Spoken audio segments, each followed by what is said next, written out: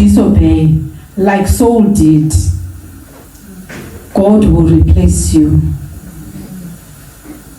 I'm sure we are together now. Amen. So Samuel rebuked Saul. He says to him, you have acted foolishly. You have not kept the commandment of God, which he commanded you to do. For now the Lord would have established your kingdom over Israel forever. But because of this disobedience you've done, but now your kingdom shall not endure. The Lord has sought out for himself a man after his own heart. And this happened before the New Testament. And now we have Acts 13 verses 22. Paul is now reiterating, he is retelling now the Israelites what had happened before. And he is repeating. If you disobey, like Saul did, God will replace you. I'm sure we are together now. Amen. Where Acts 13 is coming from. Yes, Paul is just retelling the story that had happened before during Saul when he was a king and when he didn't listen to God, when he did the prayer before God said do it, when he did the prayer when he wasn't supposed to do it, he wasn't a priest, he wasn't a prophet, but he took over and he did the prayer.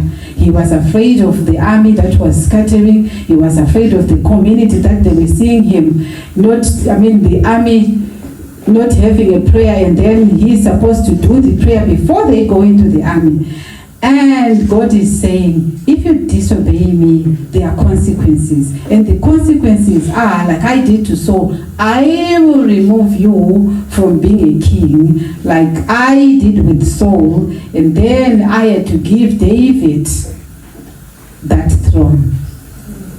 So this chapter then ends showing Israel's vulnerability. The Philistines and blacksmiths, Israel didn't. They had no swords, they had no spears among them, but God had taken over. I'm just going to look at the key lessons that we are learning from a heart after God. So impatience leads to disobedience. Fear of people over fear of God, it leads to sin. Excuses don't justify sin. So justified instead of repenting. God seeks hearts that obey God fully. So disobedience in 1 Samuel 13 verses 8 to 14 says, Saul offered a burnt offering himself instead of waiting for Samuel as God commanded. So Samuel told him, you have done foolishly instead of you acting as a king. So you can end up behaving foolishly instead of you doing what God would have commanded.